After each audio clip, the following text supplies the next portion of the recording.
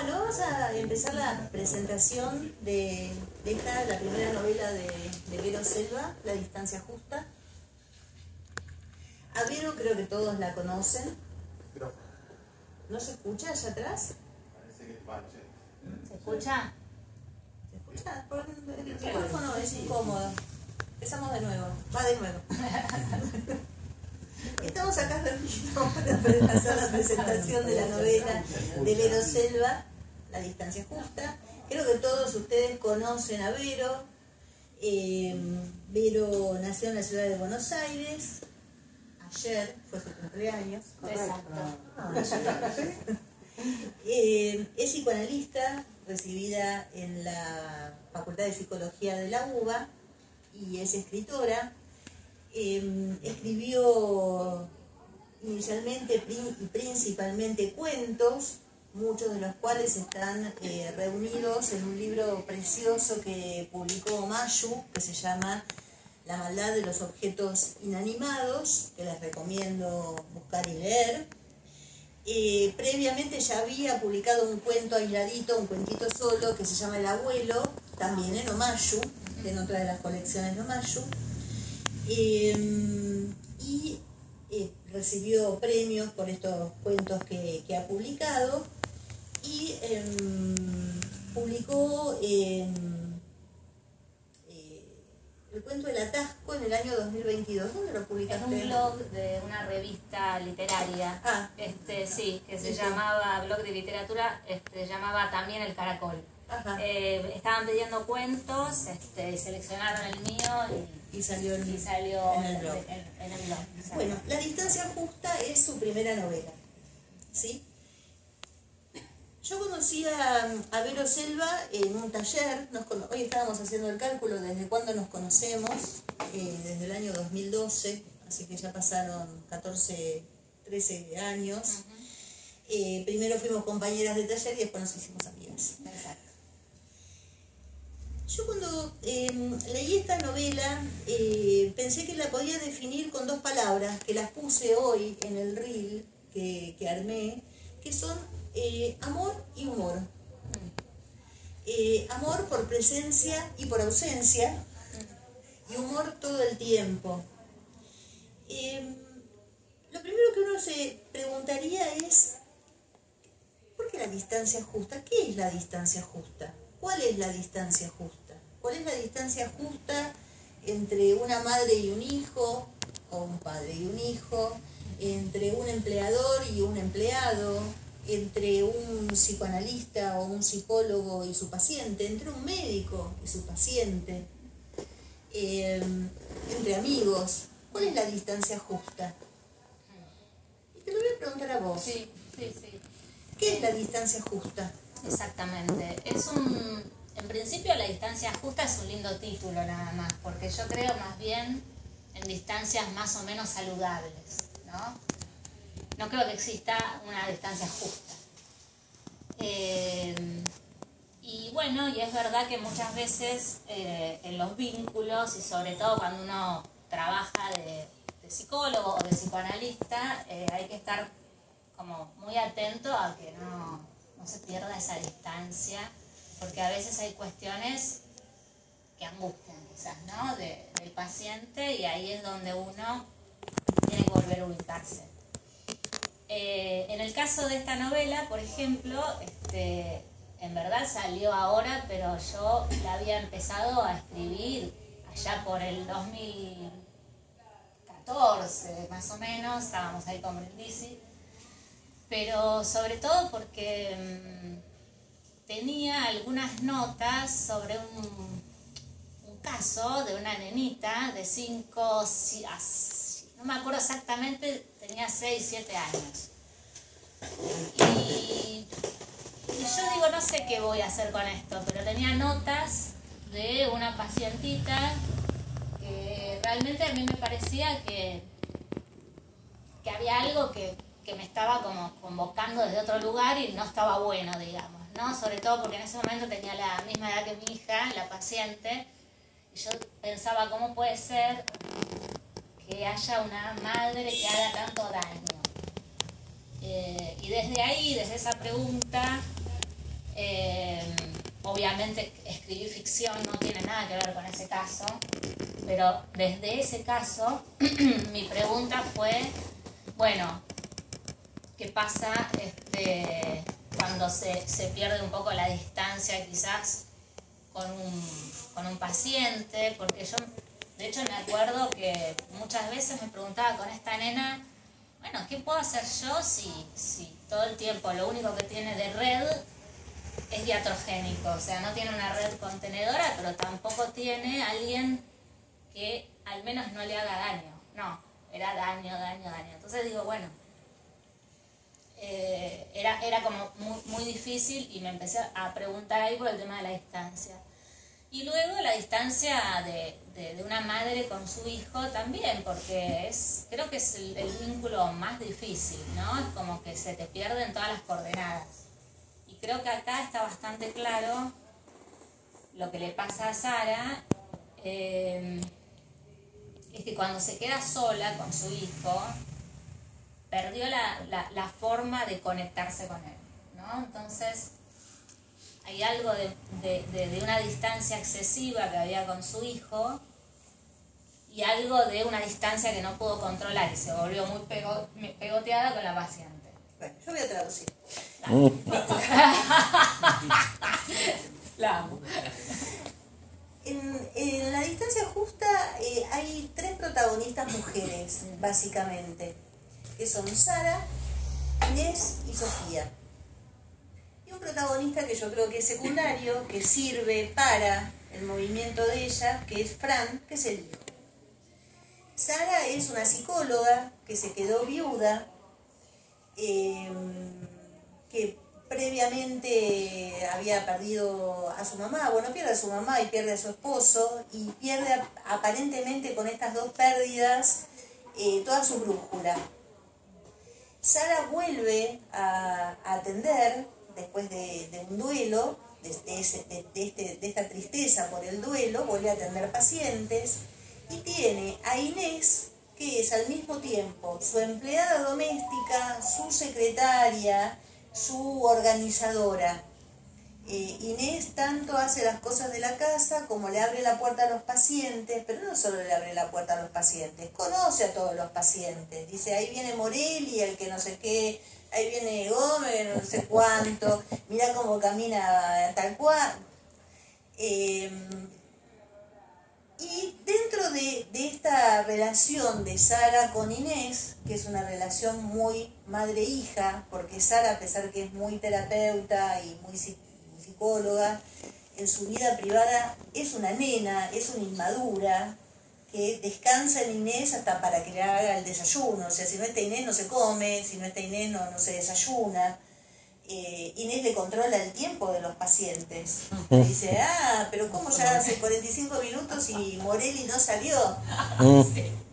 Así que esa es la relación que tienen ellas dos. Por supuesto, ya estamos viendo que se perdieron todas las distancias justas acá, entre estas 2 adultas, porque podrían ser muy bien 2 personas que siendo empleados son amigas, pero Inés es francamente invasiva con Sara. Sara tiene un hijo que se llama Fran, que después de la viudez, y no sé si previo a la viudez, porque creo que nunca hubo un gran vínculo ahí entre Sara y su hijo, ese hijo se fue de la casa, creció, se fue de la casa, y si Sara lo ve es gracias a que Inés lo llama. Entonces Inés miente y le dice al hijo, Sara te quiere ver, a Sara le dice, Fran te quiere ver, y así arma también reuniones de madre e hijo. El tema es que un día alguien toca un timbre y la persona que toca un timbre, el timbre de esta casa consultorio, es Sofía. Y Sofía fue una paciente de Sara, pero no fue una paciente cualquiera, fue una paciente siendo chiquita, siendo una nena, en una situación de violencia familiar, vamos a decir. Después cuando lean la novela, verán los detalles de los vínculos de esta nena con su mamá y su papá. Y acá empieza algo que que es casi un thriller psicológico, que no vamos a spoilear, donde a lo largo de toda la novela no vamos a saber exactamente qué pasó.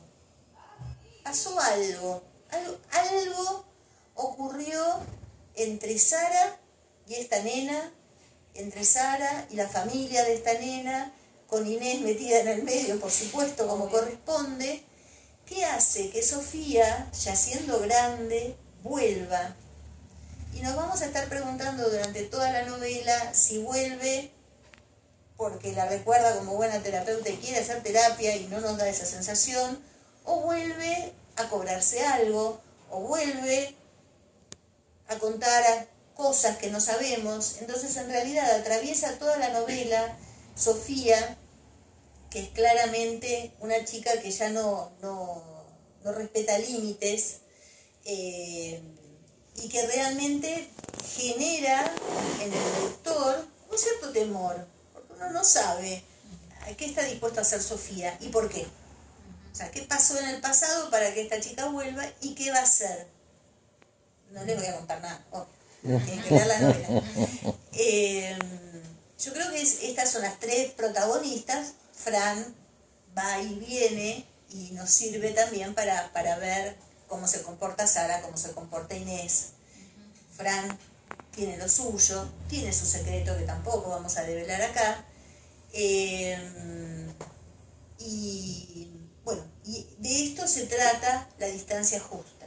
Ahora vamos a leer un poco, Vero va a leer un poco de su libro, pero yo lo que quiero destacar es la forma en que está narrada, porque uno puede narrar esto de muchas formas diferentes.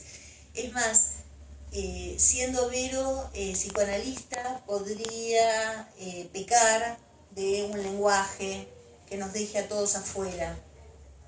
Vero cuando cuenta como psicoanalista, pero cuando escribe no. Escribe como escritora, como buena escritora, y tiene muchísimo humor. Entonces, tanto Sara en su inmadurez y en sus cosas, como Inés, están narradas con muchísimo humor, lo que las hace muy cercanas.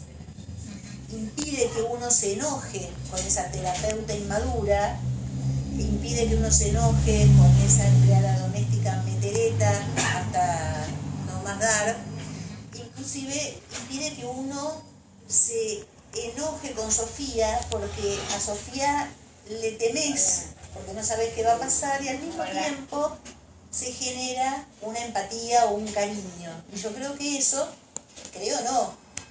claramente es obra de cómo está escrita, de cómo se elige narrar esto mismo.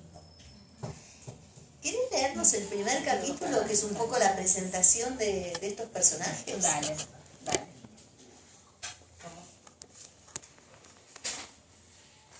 Me dicen si se escucha, si no agarro el micrófono. Se escucha. Bueno. La distancia justa. Se escucha justo. Bueno. Abre los cajones. Pero... Sí.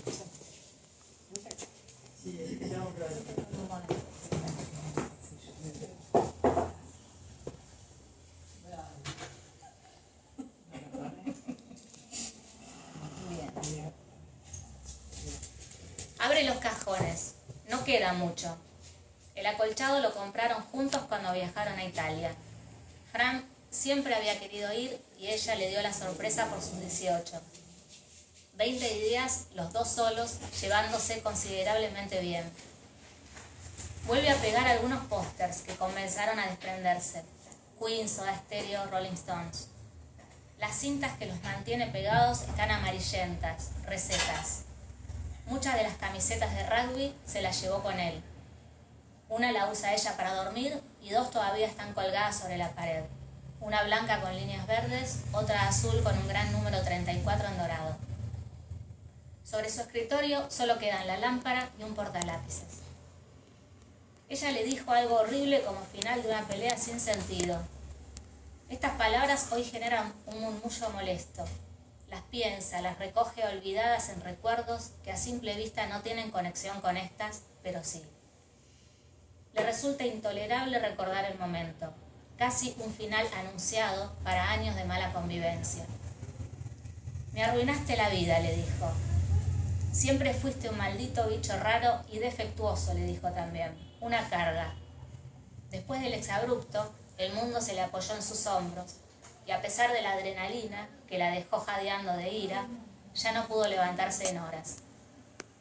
Ahora se sienta sobre la cama y mira los estantes. El aparato de música, la colección de pelotas, naranjas y negras acordonadas, con manija. Apoyada sobre una esquina de la habitación, la guitarra eléctrica que él nunca usó, le recuerda que le dio todo lo que quiso, que quizás hasta lo malcrió. Pero ninguno de los objetos olvidados en ese cuarto lo representan. El verdadero Fran, ese que coleccionaba insectos en frascos de vidrio. Se recuesta y cierra los ojos. Toma la almohada y la huele. Siente mucha pena y no cree que sea porque él finalmente se haya ido. Para ella quizás hasta sea un alivio. Cada tanto echa un vistazo a la puerta. No quiere que la vea Inés, no en este momento. Necesita aún una bocanada más de ese olor antes de irse a su cama. Quizás sea la culpa lo que quiere calmar. No era tanto por los insectos, sino por preferir quedarse en casa a mirarlos. Y el motivo de su pena actual es el recuerdo de los años de peleas que solo buscaban cambiar las preferencias, adoctrinar. El teléfono comienza a sonar. Su sonido se propaga en la noche, haciéndose material, como una presencia que la descubre oliendo las ropas de su hijo. Se sobresalta y sale de la habitación. Es muy tarde. Nadie llama a esa hora de la noche. Sara corre y atiende. Del otro lado de la línea, alguien escucha pero no contesta. Se recuesta en la cama de su hijo y se queda dormida en un sueño liviano, intranquilo, confuso. Una plaza repleta de gente. Los árboles añosos se entreveran con las nubes. Sus ramas llegan hasta el cielo. Los niños gritan chocando sus bicicletas. La melena rubia de su pequeño hijo que camina alejándose de ella. Teme perderlo de vista y lo llama. Al hacerlo se da cuenta de que la voz le sale en un hilito agudo e inaudible. Comienza a caminar pero no puede avanzar. Su hijo se aleja. El sonido del teléfono la despierta. Esta vez también despierta a Inés, que corre a atender. Pero Sara la detiene. 3 timbres y el contestador. Doctora, soy Sofía. No sé si se acordará de mí. Pasó mucho tiempo. Sofía Pedraza. Necesito hablar con usted. Se quedan paradas mirando el teléfono. No dicen nada. Tampoco se miran. Detenidas como frente a un precipicio, miran la luz roja titilante que anuncia que hay un mensaje nuevo.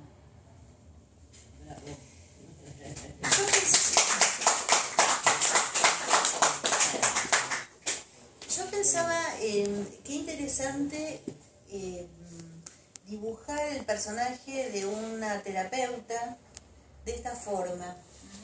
Y venía para acá escuchando un reportaje que le hacían a Griselda Siciliani por Envidiosa y me puse a pensar en el personaje de la psicóloga de esa serie.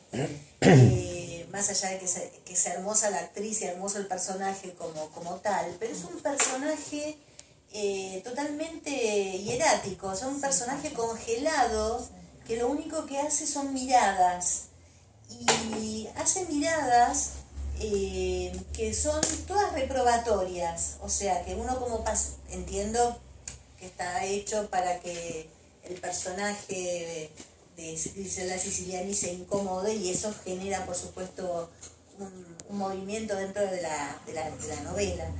Pero me parece que es un poco la visión que se tiene de los terapeutas, ¿no? Los terapeutas no tienen vida, no tienen familia, no cuentan sobre su familia como cuentan a lo mejor los médicos, por lo tanto no tienen conflictos, no tienen miedos.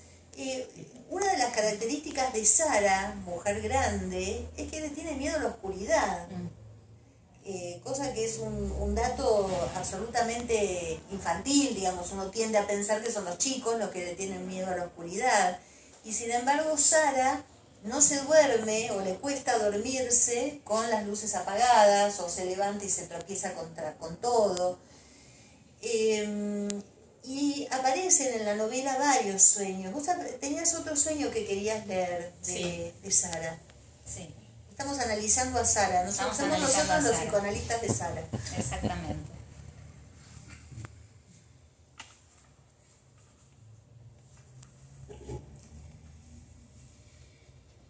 Una plaza, solo los dos. Una plaza muy arbolada y cercada por ligustrinas y caminos entreverados que terminan en un gran arenero.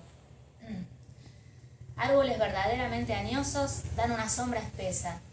Puede escuchar el bullicio, los niños, los perros, los triciclos a motor que el Rengo alquila por 5 minutos.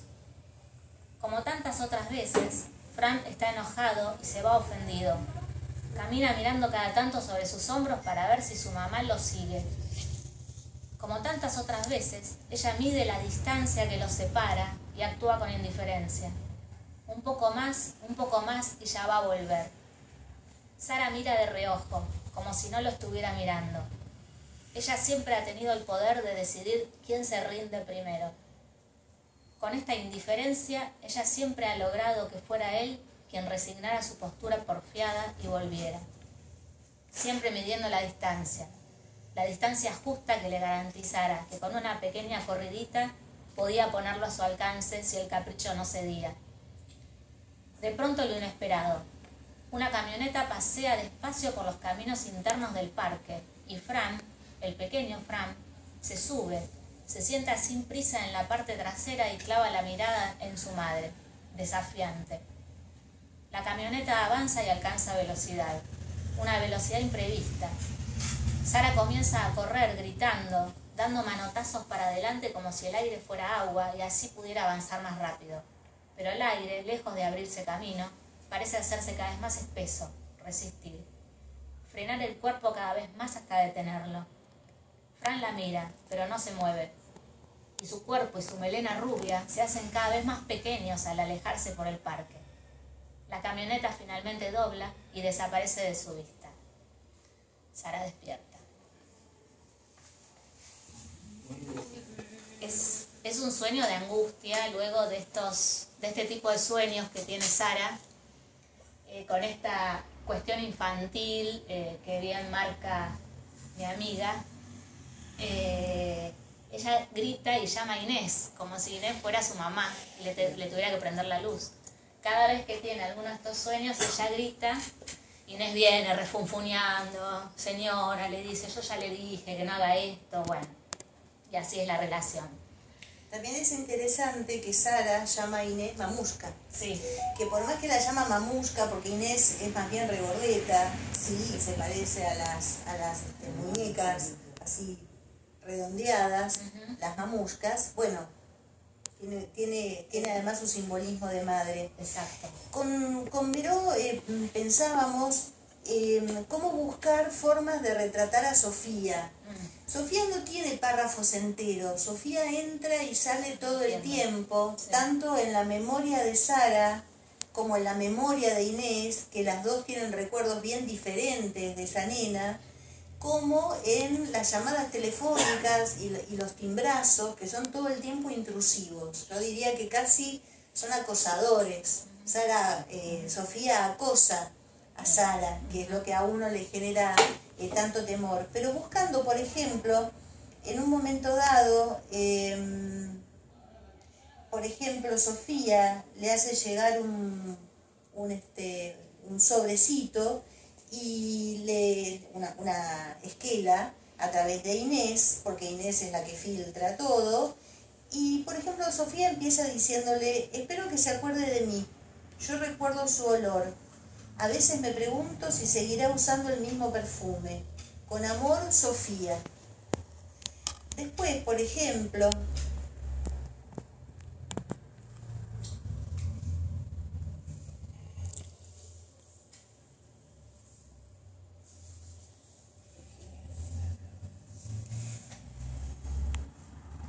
se olvida la campera.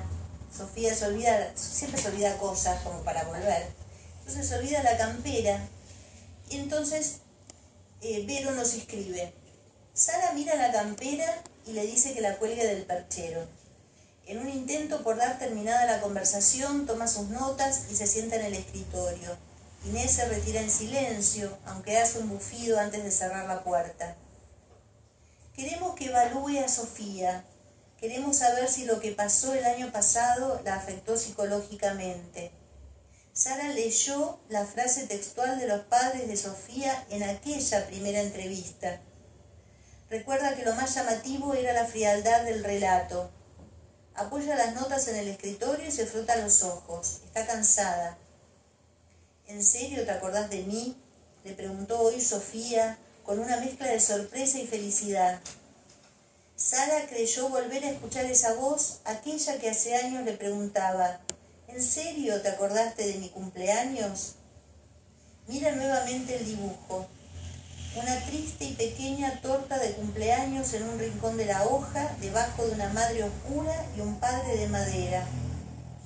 Ahora también ve las líneas que atraviesan el cuello, brazos y cintura de la madre, el pelo largo hasta los pies de la pequeña niña y las raíces que dejan inmóvil a ese padre disfrazado de árbol.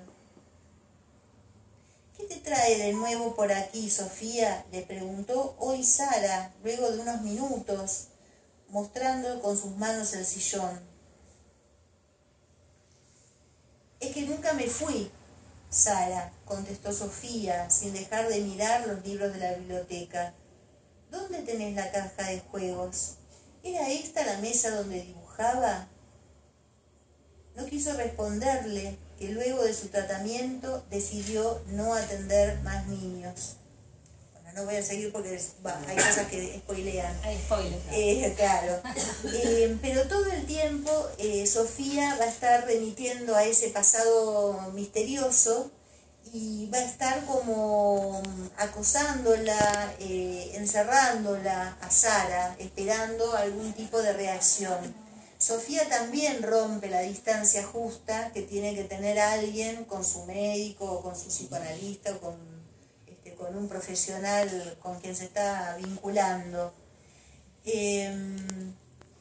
Apareció el personaje de Inés, porque vos tenías a Sara, que esto claramente no es una autoficción, Sara no es Verónica ni por asomo, pero Vero puede armar muy bien un personaje que sea una psicóloga, porque conoce el mundo, y por lo tanto puede armar un personaje que sea una psicóloga, porque ese es el mundo en el que se desenvuelve.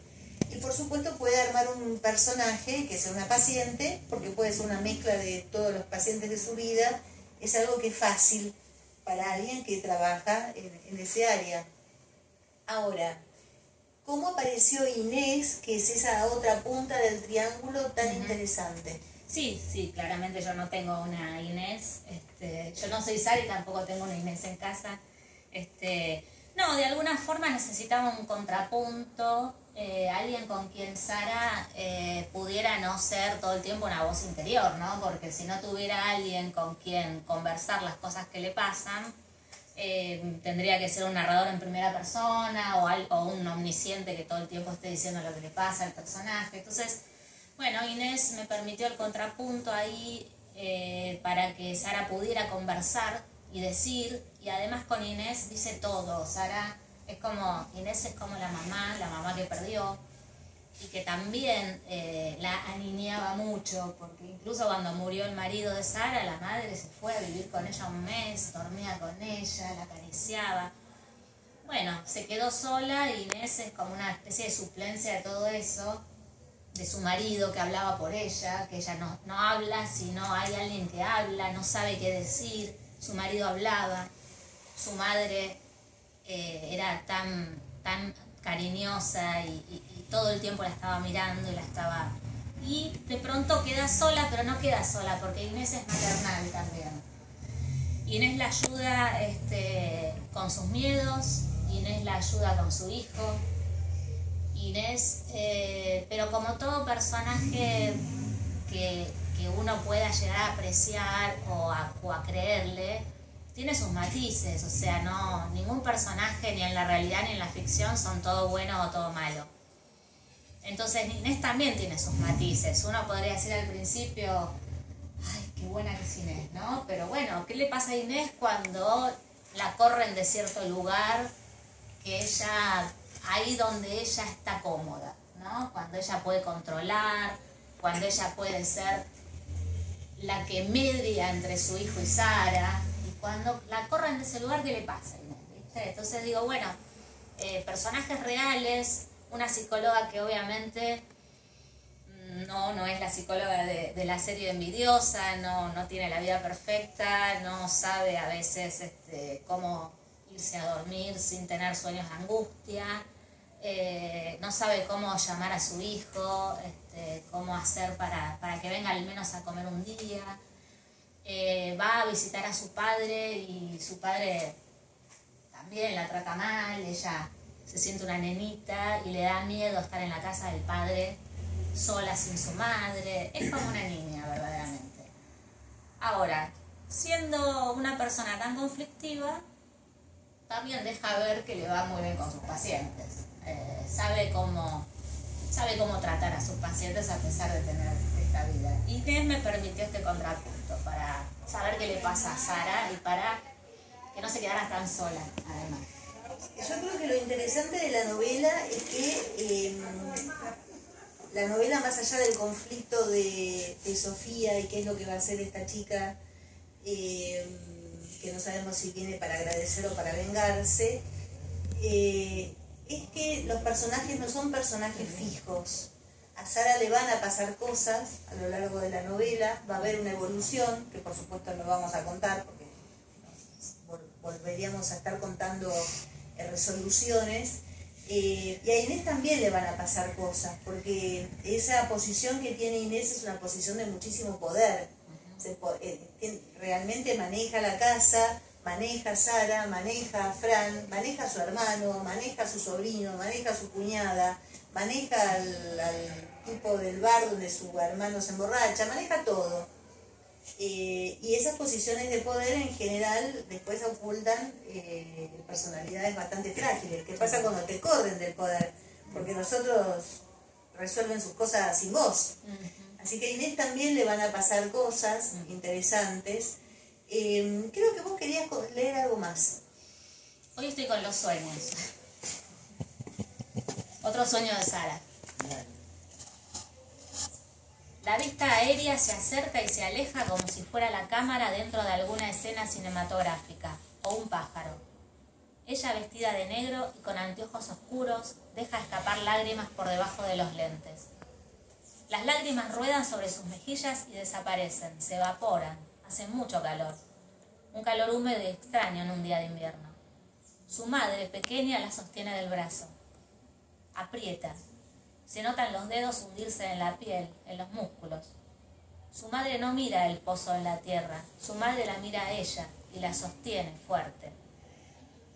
Ella mira el pozo. La perspectiva se internaliza. Ahora ve por sus ojos. Ya no se ve a sí misma desde afuera como si fuera una cámara voladora o un ángel. Ahora siente, ve por sus propios ojos. Siente las manos de su madre apretar, siente los dedos hundirse en la carne, siente el calor pegajoso, se ahoga.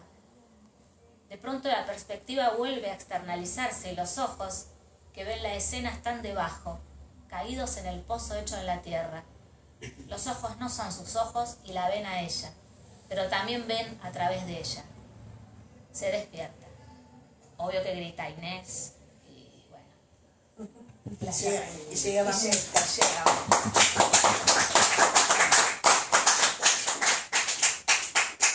¿Puedo decir algo? Sí, es más, iba a preguntar si alguien quería preguntar algo.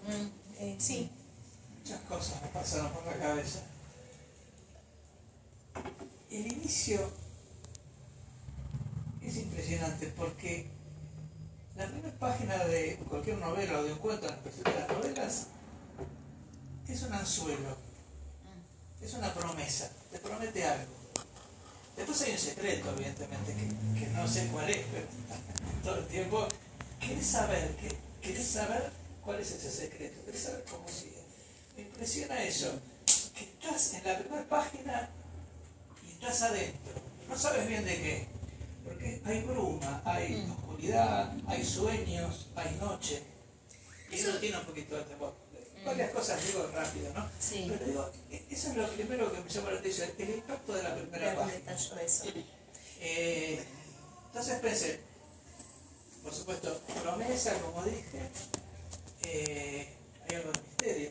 Y también aparecen objetos, y aparece el tiempo. Claramente hay una mención de objetos. Digo, amor, humor, objetos.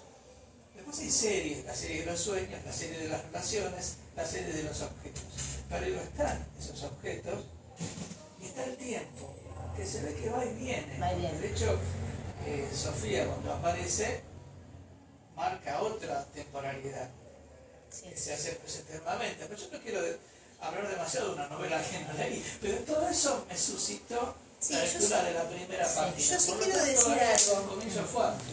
Yo sí quiero decir algo, porque a veces uno tiene la fantasía que el escritor se sienta a escribir y escribe una historia como se la contaría a alguien. Che, mira, tengo que contarte algo, tomamos un café y te cuento una historia. Todo lo que vos estás diciendo, lo que revela es el oficio de Vero. Es decir, Vero como escritora tiene una historia que quiere contar, sabe con qué personaje se va a trabajar, sabe más o menos para dónde quiere que vayan las cosas, pero todo eso después es trabajo muy consciente de dónde uno, como escritor, pone las cosas. Las pone acá, las pone allá, las pone en el principio, pone un poquito en el principio, pone un poquito en el medio, pone un poquito en el final. Es decir, un libro no es 99% de inspiración, es 1% de inspiración, 99% de trabajo. Y Vero, cuando uno lee sus cuentos también, y que a ella le gusta además trabajar en los cuentos también con objetos que hablan, objetos que adquieren personalidad, animismo, tiene mucho oficio para hacerlo. Por eso lo interesante de esa primera página que deja todo en el aire, o sea, todo puede pasar. Y no es que se resuelva en la segunda, no es que se resuelva en el segundo capítulo, ni en el tercero, se resuelve y se resuelve casi en la cabeza de uno cuando uno terminó de leer la novela y dice, y después se queda haciéndose preguntas. Bueno, nada, yo creo lo que yo quiero decir es que todo eso es oficio de Vero, que lo tiene porque es una escritora excelente. Por eso quería contestar yo.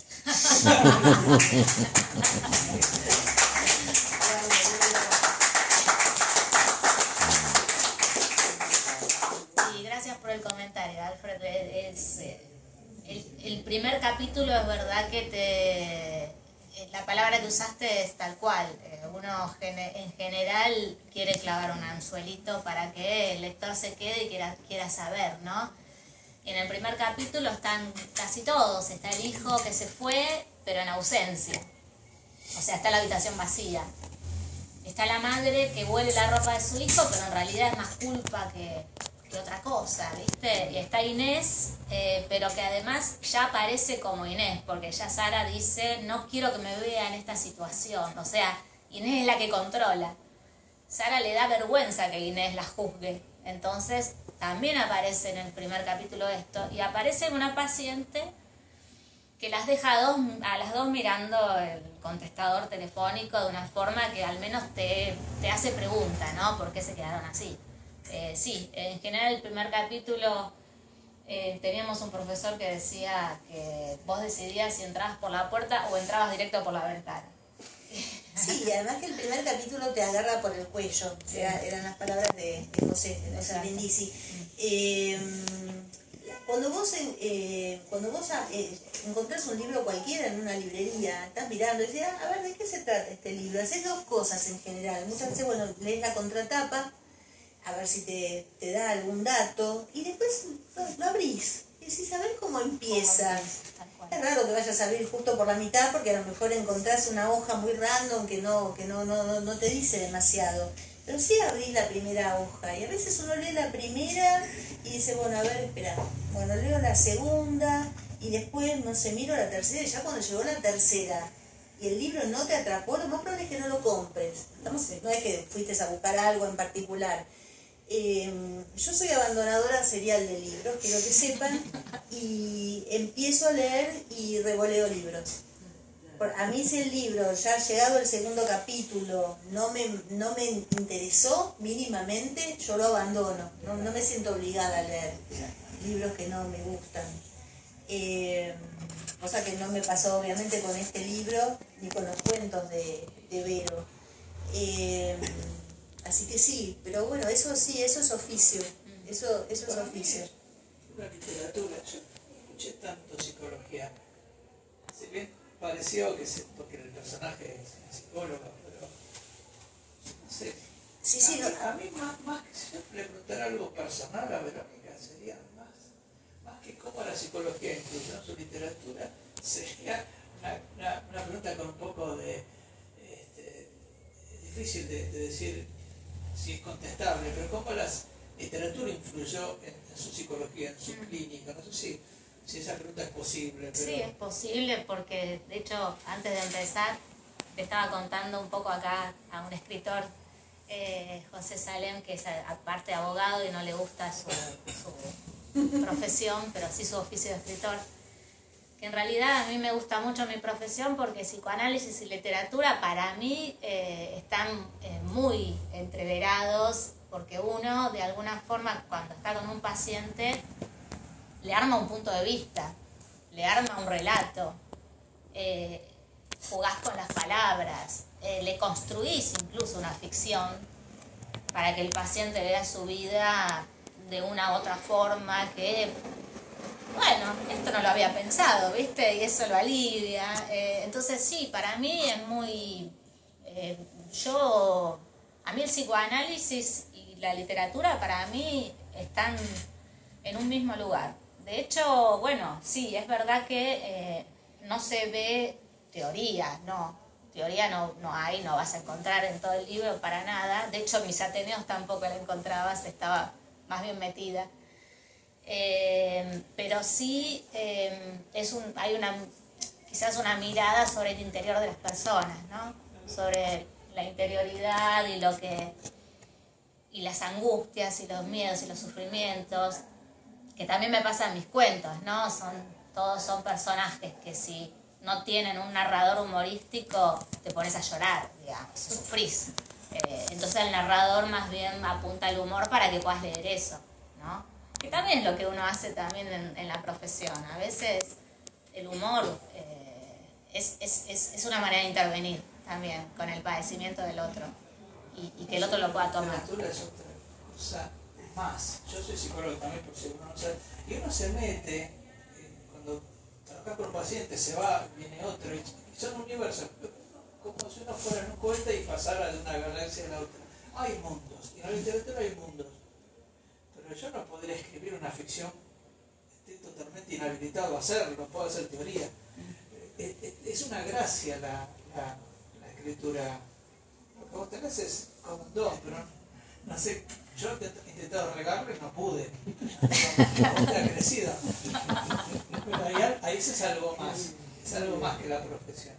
Sí, el algo más tiene que ver con todo ese conocimiento que podés tener vos o que puede tener Vero o cualquier otro psicólogo o psicoanalista, poder transformarlo en palabra. En realidad lo que hace el escritor es trabajar con palabras, y no solamente trabajar con palabras, con su sonido, con su respiración, con sus silencios.